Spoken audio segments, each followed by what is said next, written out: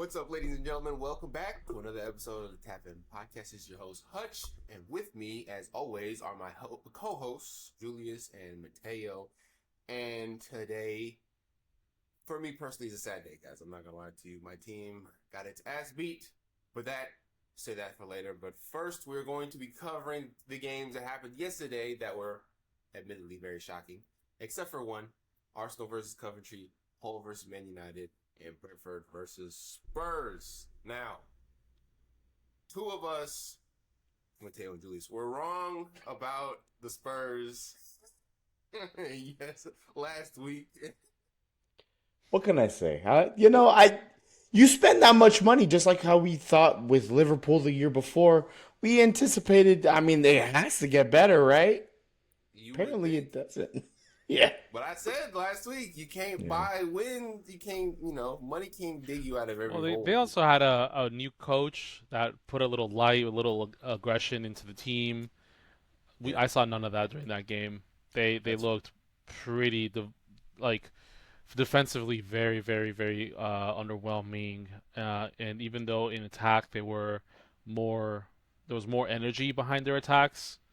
Uh, it was just like a whole lot of nothing. There's nobody creative up front. They really need you know, maybe a winger and definitely a striker up front to. because Richarlison ain't gonna Yeah, cut it. well, so I don't know why he started. Is Solanke out? Because I thought Solanke has looked better in my opinion. I thought I saw him in preseason. I thought he was He wasn't on the bench. He didn't good to start. go. He wasn't a substitute. Yes, he was Mm. a substitute. He came in the 68th minute, and Okay, he didn't do a whole lot of anything either. but as my team can also attest, the window isn't done. There's still room for improvements. I've seen Balogun actually mentioned as a possible. Yeah, did you bring it up? That Yeah. Balogun Linked with us. potentially could be linked to you guys. I've seen him linked to Spurs as well. So who knows? But what is it a culture thing over at Tottenham? Is that is that did last year shake them? Are they the confidence still shaking, or because they got all these players now? Of course, they spent about $1 billion, but what do you think is going on? Do you think maybe Brentford's just a more put together team right now, or they played together longer? I don't know what happened in their transfer window, but they just seemed like more confident team. I don't know. Brentford's always an aggressive team. Mhm. Um, they're a team where like it's not a surprise that they played so effectively and really put so much pressure defensively. I really just think that yeah, just they're devout of a proper defensive line right now.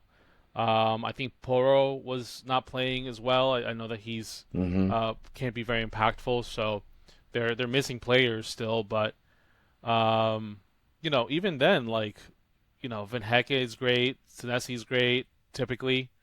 Um, maybe it's just, maybe it's like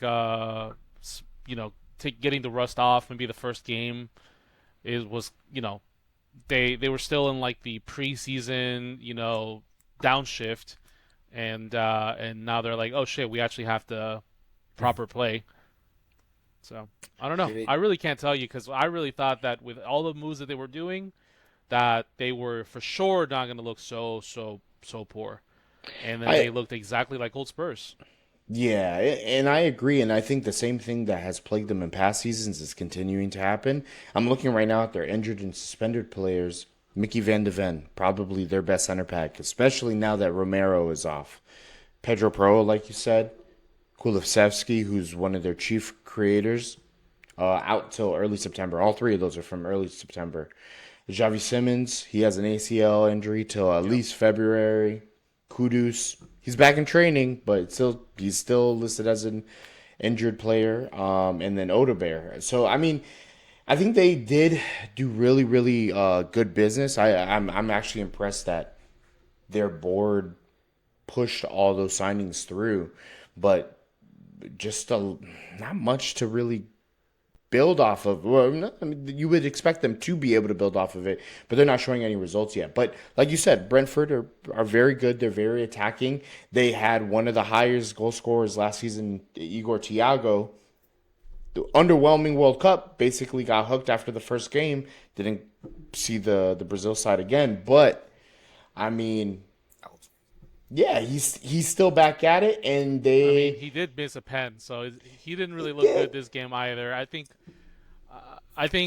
even without him though, the attacking side on Brentford was still phenomenal. Yeah, with Um, Schade and yeah, and Jensen. what really surprised me was that I really thought Tonali was going to make a big difference in the I midfield, agree. and really they were easily dispossessed. They had to defend on a lot of long balls. Yeah, just not a lot of meat on those bones, man. So But basically, more business to be done. I Well, guess Probably. your they guy need to play Marmouche more. is supposed to come over, and Savinho is yeah, already no, official. no, not Savinho. Yeah, no, Savinho? you're right. Yeah, Yes. Marmouche, I think he got announced right after our game, and then Savinho got announced yesterday or the day before. gotcha, So, gotcha. I mean, they are getting attacking talent to kind of go along with some of the reinforcements that they got I in think Marmouche midfield could be and good for them. defense. I think so. I listen. He has looked decent in moments. It's just not very consistent. And at the end of the day, if you're behind Holland, Yeah, the shadow's pretty large. yeah, it's pretty. It's tough. You're going to struggle for game time.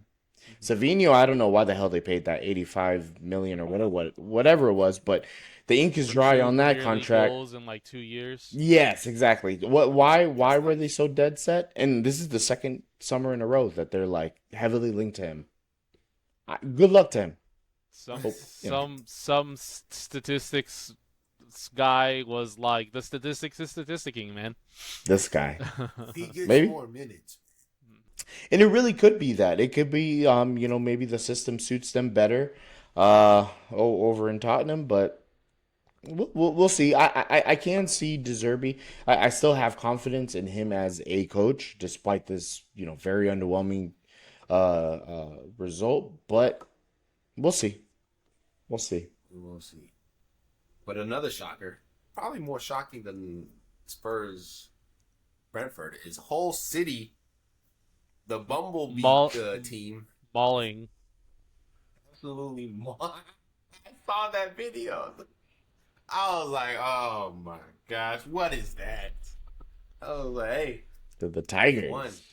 But I just, Hielemans just looked ragged out there. I don't know what was going on with him. The entire team kind of just looked ragged. I don't know. Bruno Fernandes didn't look good either. Mm-mm.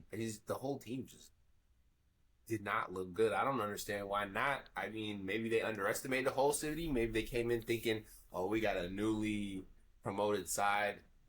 We could. I don't know. Take the game, take the week off is the right words, but I don't know. Maybe they just underestimated. What do you guys think?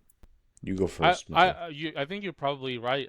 It's probably a mindset situation where, Hull just barely squeaked through into the Prem. They had that whole drama with was it Southampton, or with the whole, Yeah. Oh yeah, that yeah, there was like with the cheating or spying something. Yeah, thing. yeah, Yeah, yeah, so yeah. like,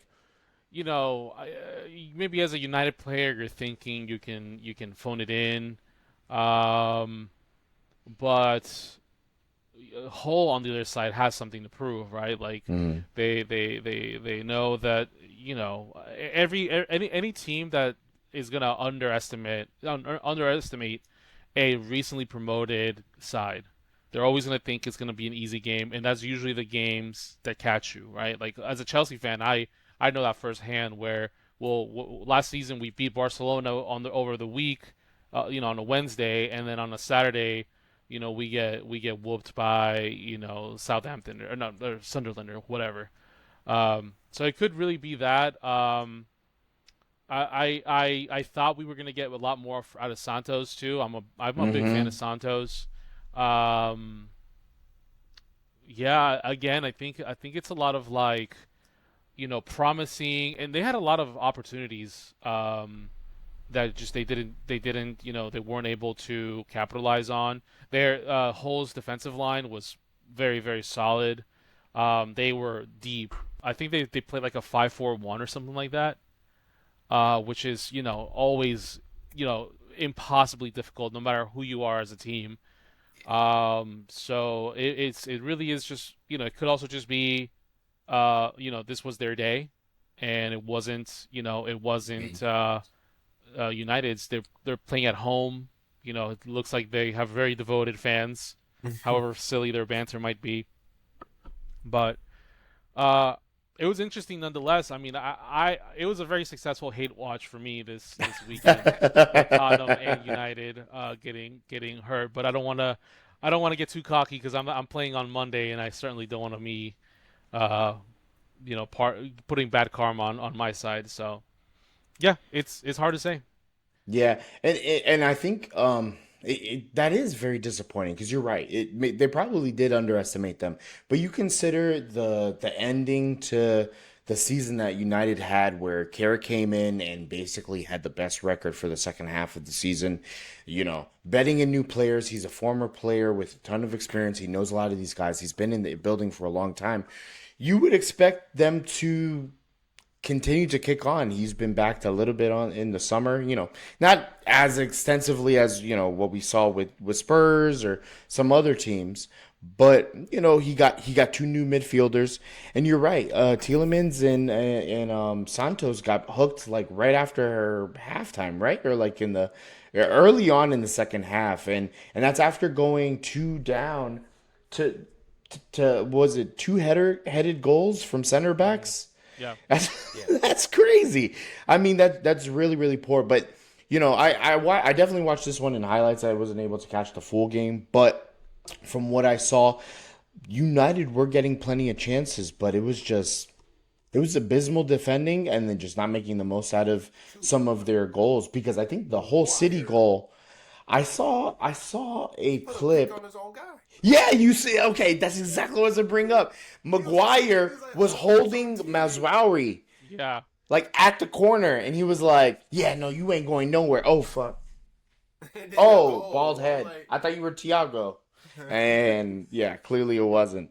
Yeah, it's just you know, I think there's still a lot of work to be done with that squad, and then clearly Carrick has to figure some things out because he started off really hot. He got the official job. Remember, he came in as an interim, and they were wholeheartedly looking for a permanent replacement over him. But he got the job because he did so well. So you can't take it for granted that just because you ended last season well, that the beginning of the next season is just going to continue to be more of the it was same. a Spore's worst nightmare.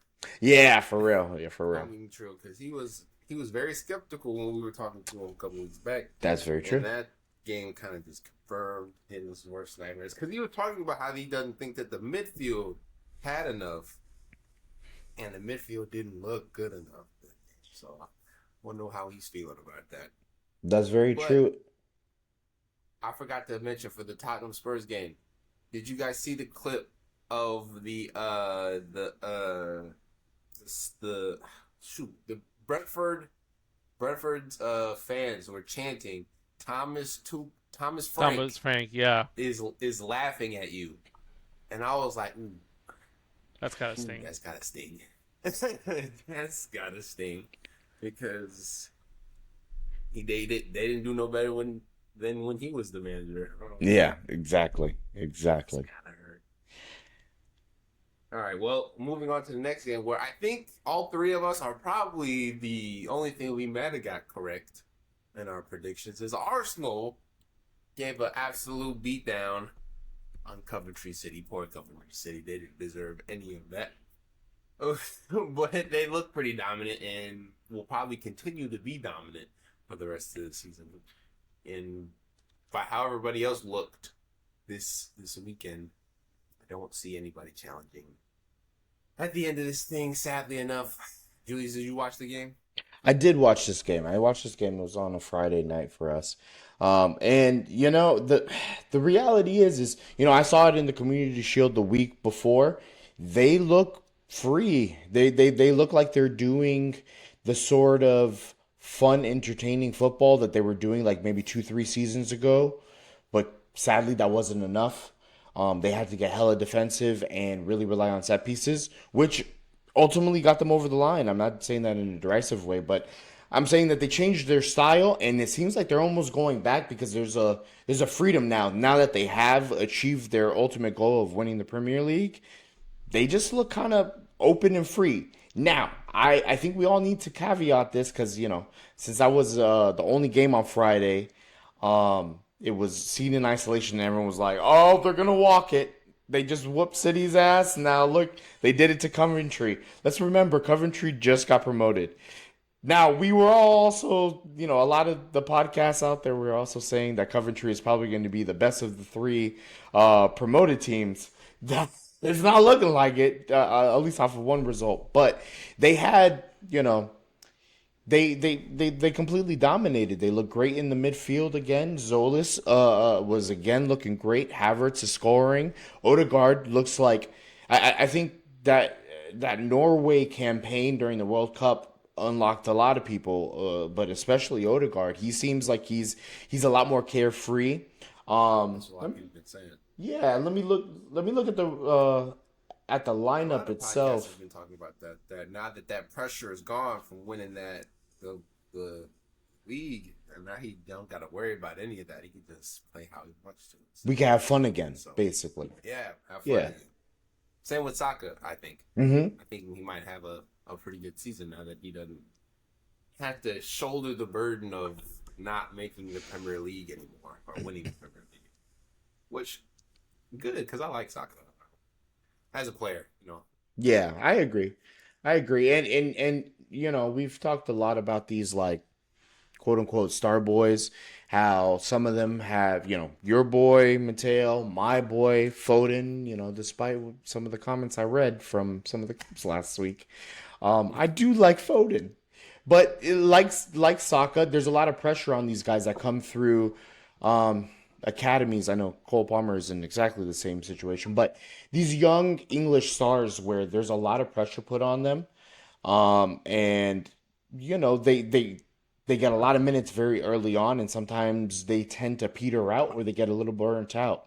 It looks like Saka is coming in. He's starting to build up fitness again. He featured fairly heavily during the World Cup, but one thing that even Arsenal fans can agree is that Arteta has used him quite a bit, very heavily over the last couple of years, and that's led to him kind of falling off during certain points in the season. He looks like he's firing so far. Got the second goal really early on, and played him up until the 68th minute. But now Arsenal have that depth where they can take off their superstar or their star Yeah. boy and have someone maybe not quite on that level, but they definitely essentially have two 11s that can carry them through games, especially against a side like Coventry.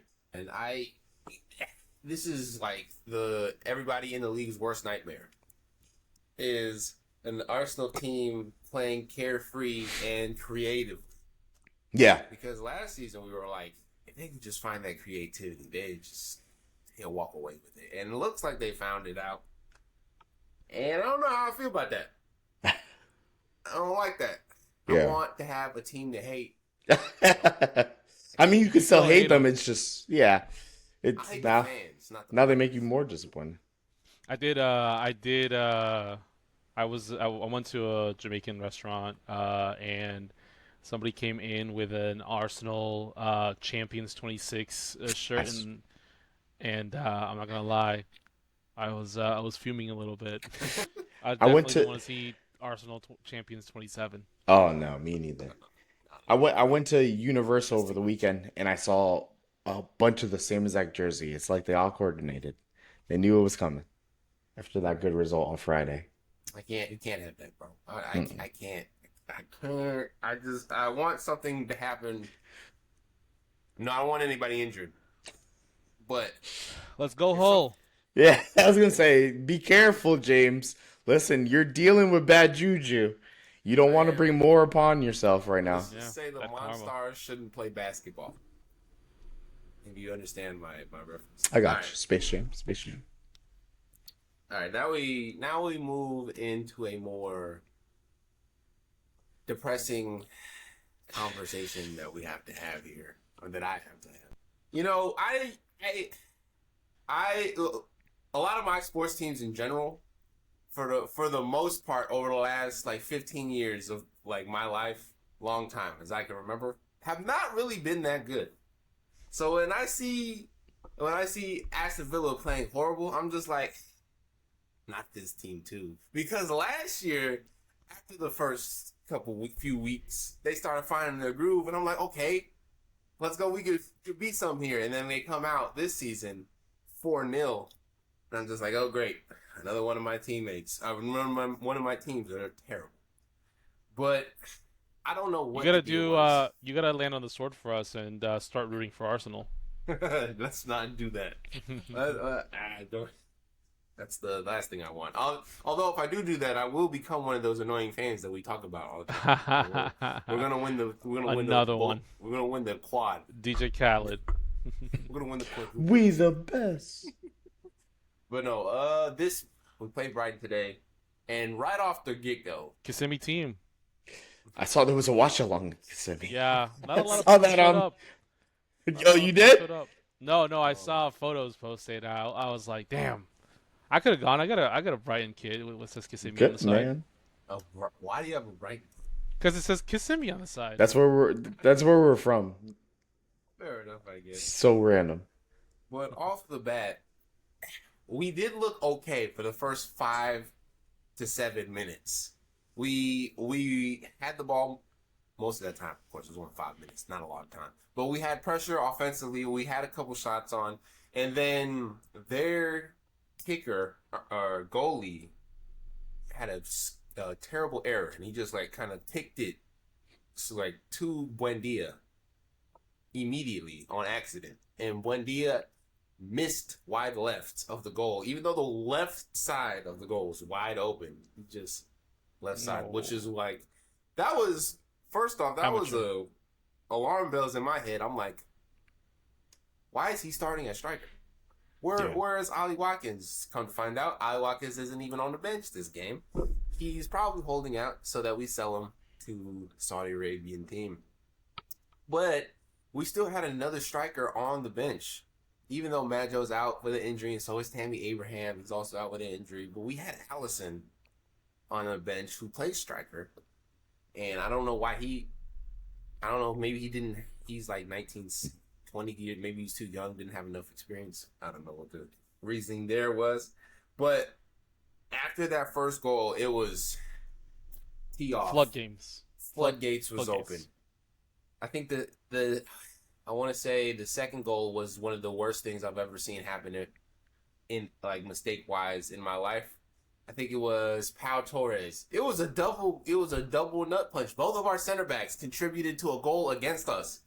Pau Torres has it in the corner, and instead of clearing it, he tries to, I don't know what he's trying to do. He kind of passes it into open space. There's really nobody around except for a Brighton player, and he shakes our Bizot, which I don't know why he's starting when Suzuki was at the game. Yep. I didn't understand that decision either. On the bench. Brighton's, yeah, they could have subbed him in. I wouldn't have cared, even though you don't sub in goalies like that. But It's happened. Brighton player strikes it, hits off the post, hits off of Lindelof's stomach, and goes in. And from like because those happened in like 5 minutes. From that moment on, it was just defense was horrible. Lindelof and Torres were turning the ball over constantly. Yao Gomez, he was so undisciplined. Him and John McGinn, surprisingly, were very undisciplined. They were doing reckless tackles. They were letting the pressure get to their heads, already being 2 down, and John McGinn was shoving players to the ground like for no reason. And Yao Gomez sticks his leg out when he's on the ground, trying to, I don't know what he's trying to do, but he trips a guy, gets a red card. I mean, he got real lucky he didn't get thrown out earlier because after his first yellow card, he still was aggressively trying to win the ball back, and he took some guy out, missed the ball completely, and he's lucky he got a warning at that moment in time. And he was just horrible. He turned the ball over quite a few times because, I mean, Brighton was just all over us. Defensively, offensively, they turned the ball over, they would press immediately, get the ball back. We would get the ball, immediately turn it over because they were just so aggressive defensively and offensively. Who was it that he almost scored a hat trick? He was all over us. Let me say Hinchelwood? Hinchelwood. Yeah. He was outstanding. Man of the match. He was outstanding. He was all over us. He scored those 2 goals. He was pressing us defensively, getting a lot of turnovers. And when I tell you a lot of turnovers, it was a lot of turnovers. Every time we got the ball, we almost immediately turned it over at every level. Midfield, defensively, strikers was non-existent. Buendia might as well have been doing cardio out there. He shouldn't have been in the striker position in the first place. John McGinn was not good. His shots were nowhere near on target. It was just a bad game. Undisciplined. Made a bunch of bad mistakes and decisions. Passing was horrible. Defense, even worse. Like we said before we started, every defensive player except for Matty Cash had under a 4.0 on FOPMOB, which is like unheard of. I swear I ain't never seen nothing like that before. But it was just everything that could have gone wrong went wrong in this game. Hey, you got your shit game of the season out of the way. Exactly. And you also mentioned that last season you guys had a pretty rough start. So, maybe you guys could bounce back and end up in the Champions League spaces by the end of the season, like last year. Also bear in mind, obviously Buendia shouldn't be the striker, but Maggio will come back. He's looked very promising. He had that great goal in preseason. Tammy Abraham, you guys have some depth, and hopefully we'll make some more signings. That is the only bright spot, is that we do have a lot of injured players. Tammy Abraham, Maggio, Manzambi, Leon Bailey, even though they might sell him to Hull City, I think. Oh, let's not make them stronger. Yeah, I don't know. And then we also have our signings from this past week that still need to come in, which is Juan Basaka and the guy from Bayer Leverkusen.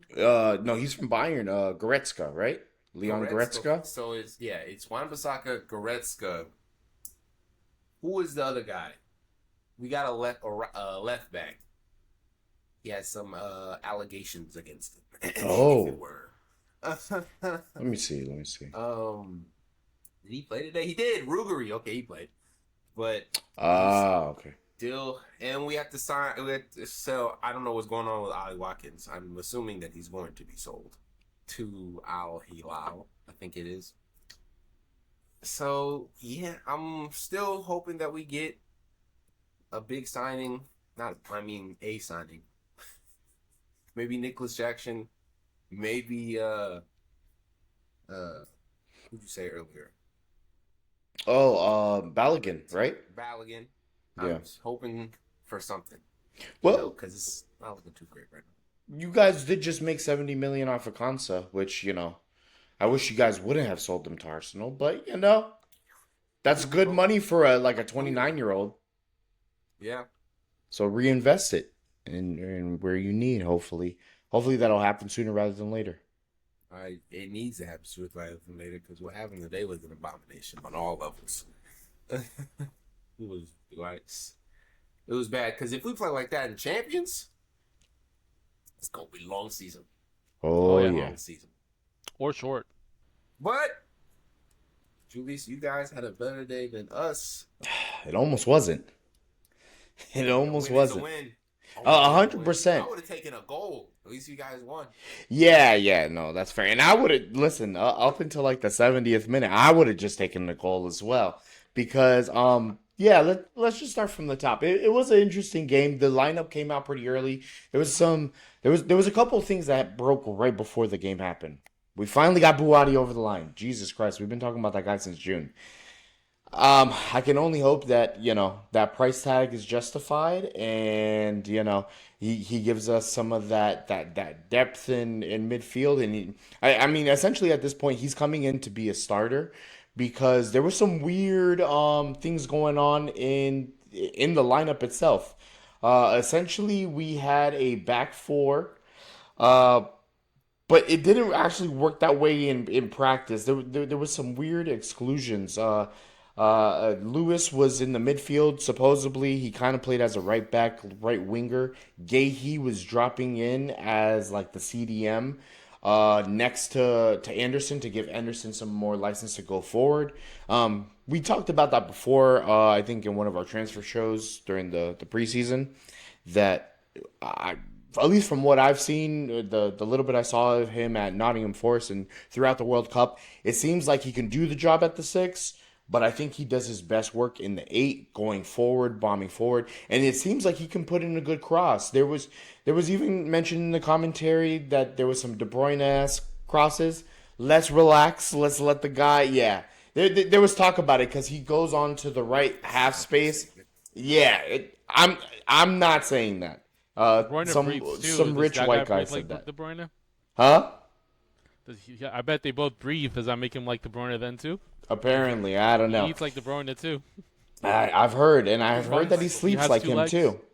Apparently, but there was talk that that, oh, look at that cross, it's so impressive and all that stuff, and he had a decent game, but the weird thing once it officially started is we saw a back three in possession. It was a back three with Gahey pushing forward, like I said, and he was kind of playing the role. It reminded me a lot of Stones during the treble season where he would start as like a right back essentially and go in and he would give Rodri the license to basically push forward. And Maresca was with us during the treble season. For all we know, that was his idea then. So maybe he's continuing to push that kind of narrative now. But I've also seen some narratives online that maybe it was almost like a narrative or like a signal to the board that, look, I have to play a center back in midfield. Get these signings done. And you kind of warned me of this, Mateo. He likes to send messages through his lineups. So even the situation at the Community Shield, I think you were just trying to make me feel better because obviously that was horrific. But there was some weird choices in terms of the lineup then. I didn't mind O'Reilly as a midfielder at all. Not as the cam. I don't think he is. I was gonna say I don't understand. I would have understood Yeah. O'Reilly in Gahey's position and Gahey Yeah. as a center back, And, and then having and Cherky or Foden in the 10, because and you that's guys what looked a it lot said. better when you guys made that change specifically. That's what it said initially on the lineup. I'm looking at it now that the game has been completely played, and I guess I don't know if they averaged it out to basically where everyone's average position was. O'Reilly does like to pop up from, he'll play as a left back and then move up into midfield and then eventually be right next to Holland in the box when crosses are coming in, or he's the one that's putting in those crosses. So I'm seeing him as a cam now. I didn't really see him as a cam. It was mostly Foden, either in the center or coming out wide. And when he would come out wide, Anderson was pushing forward, and that's when he was making the quote unquote who crosses. But regardless of what the lineup actually says, it was a fairly bright start, honestly. There was a really good flick from Foden. He almost got Rico Lewis a goal. But their goalkeeper Petrovic was kind of on one, and then there was two golden opportunities. Use your heads, gentlemen. Holland, With new the chest, hair. Yeah, new chest it hair. when it should have been a header. What was going on? Yeah. I mean, it was a great opportunity, and the ball was coming down like right in front of him, so he could very easily have just leaned forward, and it was an open goal. Like 5-10 minutes later, Gahey had another situation, I think, coming in off a cross, where he tried to like finesse it down. He tried to be a little bit too Yeah, accurate, and just it a little went bit right more over. power. We would have been 2-0 up before they even scored. And then eventually, we got a little bit caught out by Rico Lewis. Yeah, I know Well, you mentioned twice. ball watching. Yeah, yeah, Oh yeah. my But God, I'm talking he about was for the poor. goal I don't specifically. know.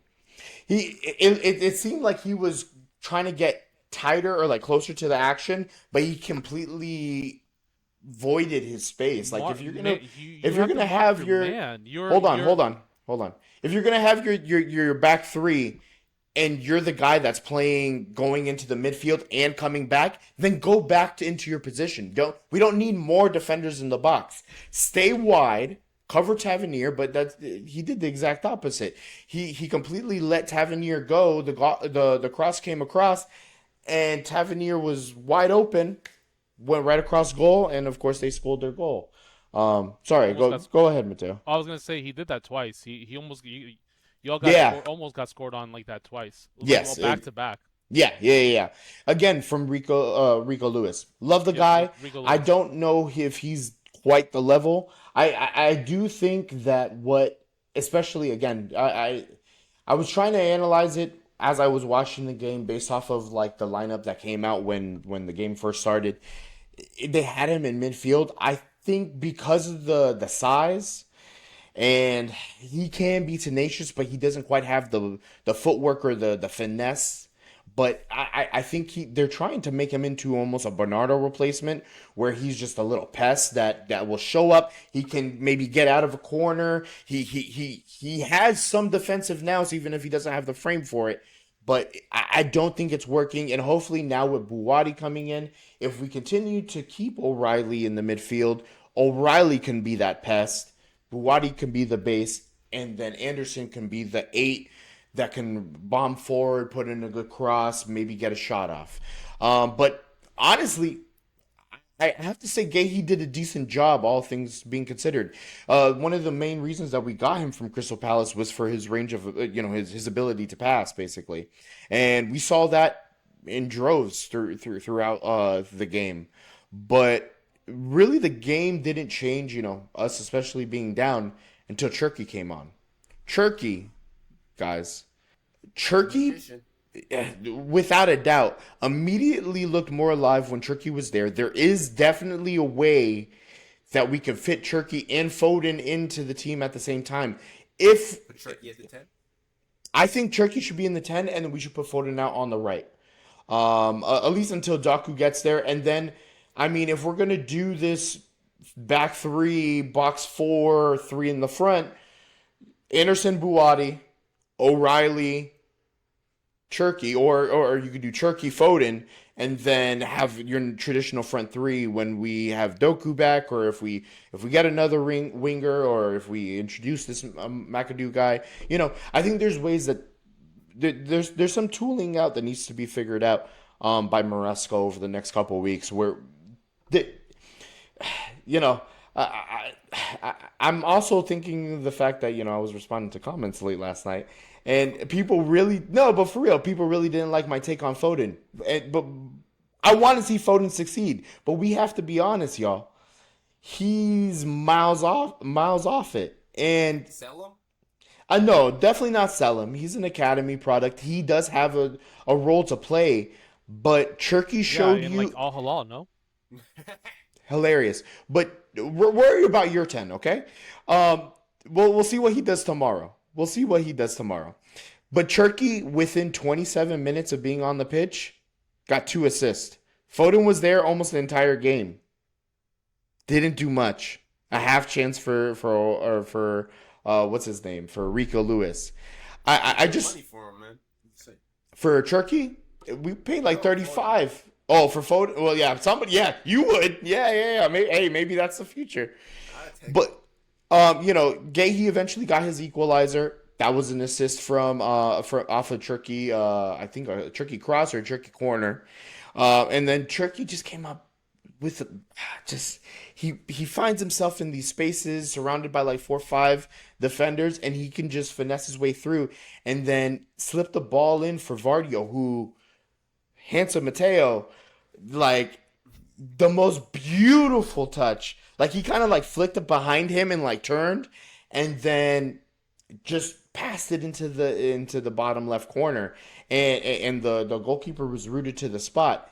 I just don't see a world where Tricky needs to be starting every single game. It is what I took away from this. I was impressed and I was very happy at the fact that these guys showed that they do have fight. They were able to claw it back because Bournemouth got hella defensive. They brought Tyler Adams and like two other players on, and they were just happy to try to see out the rest of the game, being 1-0 up. But we clawed back one, and then we got the winner late, late, late. We did definitely get lucky because I've seen that same exact thing happen where it gets called offsides, and then oh, VAR, we're a little busy right here. Lunch just came in, so we can't look at it right now. But luckily, they looked at it and he was on sides. But yeah, I just I'm happy to see that we're able to still do something past Guardiola. I think if you guys figure out the best lineup, you will probably be up there with Arsenal. Maybe not, might not be close, but you guys could be up there, fight for second and first. I think it's the first week, and we gotta temper our expectations. Still, I'm always going to be a cautious City fan because yes, we have had immense success, but we don't have the guy that led us to all that success in the years. A lot of the players have left, so I mean, right now this is the first game. It was a good opening game. However, we dominated possession in the first half, had two clear chances, weren't able to take them. We went down one. I've seen it happen before where once we go down one, we can't pull it back. We keep battering and battering and battering, but we can't get it in. We did this time. We did, and I don't want to bring it all down to luck, but I need to see this tenacity again and again before I believe that this is something that we can reproduce all the time. We definitely still need enforcements because this being the beginning of the season, it's great that we won, but what happens when Champions League games start coming around? What happens when the cup games start coming thick and fast in the middle of the week? We don't have the depth right now to really sustain something like this. So I expect there to be more business to come in the next week, whoever it is. I'm glad Buwadi finally got over the line so we can focus on something else. Because we definitely need work. We got linked to that Kone guy that I think Espor also brought up for Man United. I know they were looking at him, and he may not be a starter, but depth options is what I'm here for. And Allen from Palmeiras, there's some kind of weird mixed reviews. He's not the most productive striker or winger, so it feels a lot like Savinho, but apparently he can play a couple different positions, so he might be able to help us out in some other aspects. But we'll see. I just want to see. I want to temper expectations. Is all I'm saying. Look, as a guy who follows and is a fan of many teams that have been bad for long times, you always temper your expectations. Yeah. So you're never disappointed. There you go. All right, Mateo, your team plays Fulham tomorrow. Yeah. What do you expect, man? Are you hoping, or do you know you guys are gonna play good? What do you think? You always gotta hope. There's a lot of hope. There's a lot of positivity, but like y'all keep saying, you gotta temper your expectations. Um, What do you think the lineup's gonna look like for you guys? I think it's going to be João Pedro in the 10. I mean in the 9. It'll be Morgan Rogers, Cole Palmer for the 2 10s. It'll be Palestra on the right.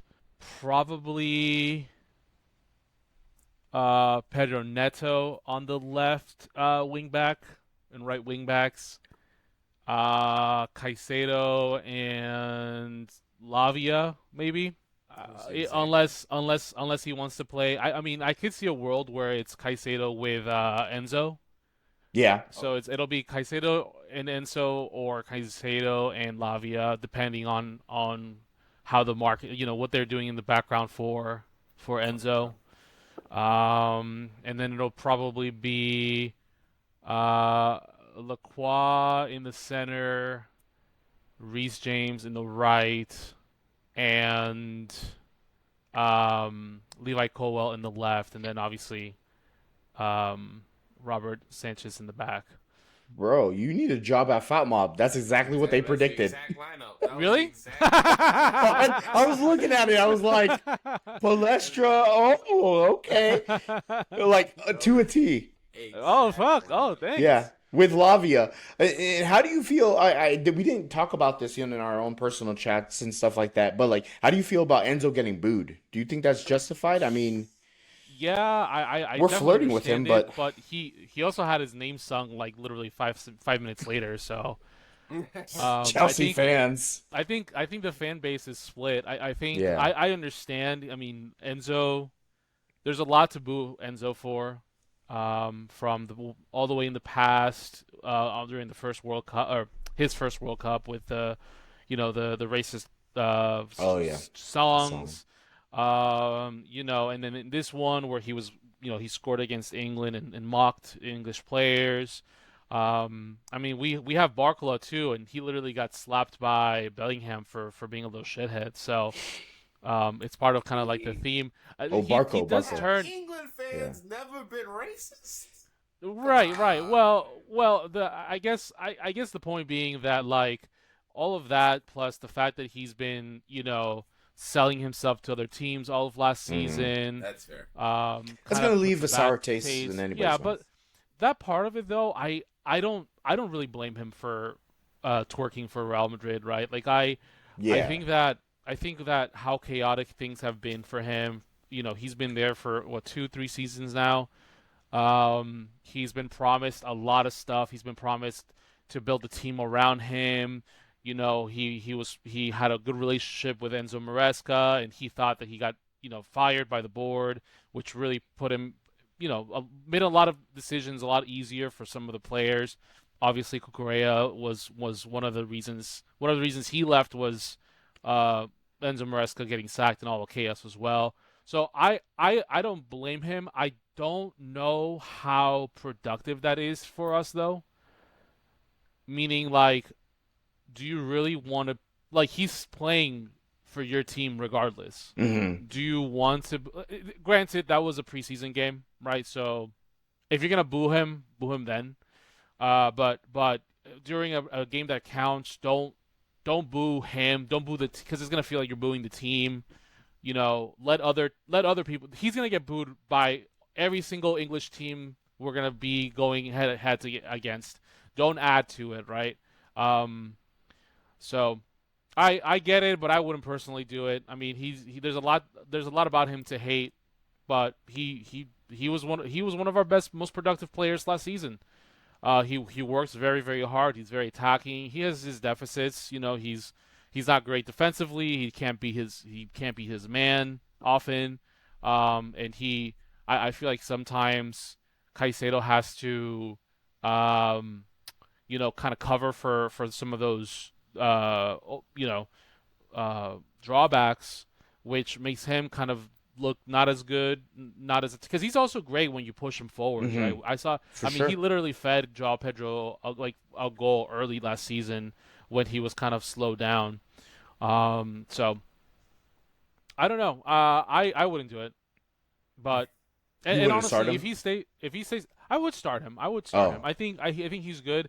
The only reason I would want Lavia is one, I want to see him play a full 90 minutes in a proper Premier League game. True. And he did that. He did that at preseason for the first time, and he looked decent in preseason. But Lavia is a lot closer to Caicedo, in that he's more of a proper six. And I want there to be less of a workload on Caicedo so that Caicedo doesn't have to be so defensive all the time, so that he can push, bomb forward every once in a while. He can be a little bit more sweeping. And then Lavia himself is supposed to be a ridiculously good player, very, very, very like when he played his 90 minutes, I think he had like a 95% accurate pass rate, most of Wow. them going forwards. So fingers crossed, he looks good during this game.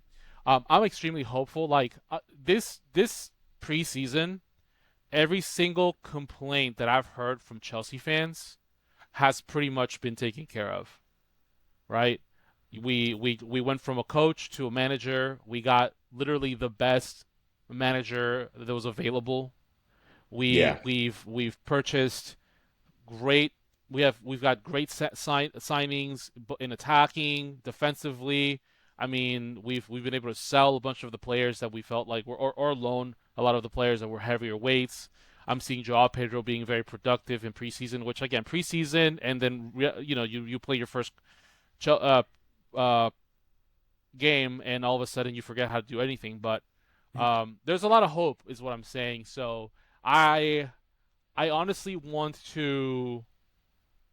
My hope is that like not only does Chelsea look incredible, they look inevitable. I want Arsenal fans to watch that game and kind of get Shiver. nervous. Yeah. Yeah. I want Yeah. bro, I want to see them do the duel, the twin Oh, that's right. They both yeah. have the same celebration. I want to see that. I want to see some service, amazing crisp service from Cole Palmer. I want to see some outside the box talent from Morgan Rogers. I want to see Palestra looking just as good as he did preseason. I want to see Sanchez. I want to for Penders. No, I've said it before. I maybe I'm a Sanchez apologist, but I recall him during the Club World Cup and the first half of last season, and he was great. He's an excellent shot stopper. He's very, very good when you simplify the game for him. I think Penders is inevitably gonna replace him, right? He's supposed to be, that's his coming throne. But Xavi for sure is smart enough to have seen that and to hopefully simplify things for him a little bit. That being said, I could see some of the look. Sanchez is a man of confidence. If you instill confidence in him, he can produce really, really good results. If you start chopping and changing, if he feels like if he feels like he's not a good goalie, he's not going to do good. Like him being replaced last season during the Champions League for Jorgensen ruined the season for him. I really, really believe that. And I think as long as you keep it simpler for him and instill confidence in him, we should be okay. But that being said, we look really good. We have good defensive names. Levi Cole was back, which is huge, right? Maxime Lacroix is an incredible defender. Reece James is also amazing. Like, I can't ask for more. I also want us to be so ahead, so dominant this game that I see Mudryk play like 15 minutes. Just to see if he can still run. Yeah, exactly. Because he looked good, but then he would have a wayward cross. Mm-hmm. So it would be really cool to see him looking good. You know what I mean? So if you had to put a number on it, if you were absolutely forced to, what's your score prediction for tomorrow's game? A lot of people think Fulham might be on the chopping block. Oh, you think so? I've heard. People are feeling confident because they got that Real Madrid guy, Gonzalo Garcia. I don't know. I feel like it's Gonzalo's a mixed bag great. with Fulham. Gonzalo is honestly a good striker. I'm scared, man. My heart is saying one thing, my brain says another. I'm gonna be brave and say 3-0. Okay. 3-0, clean sheet. We got this, back three. Yeah, Xavi's the beast, the best. Start the season good. Okay. Organized. I want to see organization. I want to see tactics. I don't want to see chaos. I don't want to see stupid mistakes, dumb passing. I don't want to look overwhelmed. I want to look dominant. I want to look scary. 3-0. That's what my heart says. My brain says like 2-1. That's still good. Hey, a win is a win. A win. I'm saying a win, but I want to say club. I want to say don't join the 0-4. Joao Pedro brace. Oh, okay. Yeah, well, he's been active during preseason. Morgan he scored Rogers a lot of goals for the third goal. 2 assists for Cole Palmer. The boy's back. Yeah. Here's the other thing that I'm a little nervous about. I am a little bit superstitious. There's definitely a superstition in the Chelsea community about wearing the number 9. Joao Pedro just changed his number from 20 to 9. Do you know who wore the 9 before him? Liam Delap. Yeah. Did Nicholas Jackson also have the 9? No, I don't know. Actually, I I don't think recall. you're right though. I have heard that there is a I fear. a I'm fear about the scared. 9. I'm scared. But I mean, Lukaku wore it. if you can't do double digits with Cole Palmer and Morgan Rogers behind you, like if there's ever a situation where we can break that curse, it's this front three. Yeah, I agree. Are you James? Are you still rooting for Morgan Rogers? Are you hoping he succeeds, or do you want to see I him want crumble? him individually to succeed. Okay, Because of all, I respect that. happy for him. You guys lose, happy for that too. So, it's a, Fair enough. I gotta support all my except for Kanza. We gotta support them all. I was never a big fan of Kanza in the first place. I always thought that he was just all right as a center back, which was why I was surprised when he went for so much money as he did for Arsenal. But I guess they kind of This market is nuts. Saliba. Got it. But all right, ladies and gentlemen, that has been another episode of season 2 of the Tap In podcast. I hope you guys have fun. Like, comment, and subscribe if you haven't already. And we will see y'all next week. Peace out.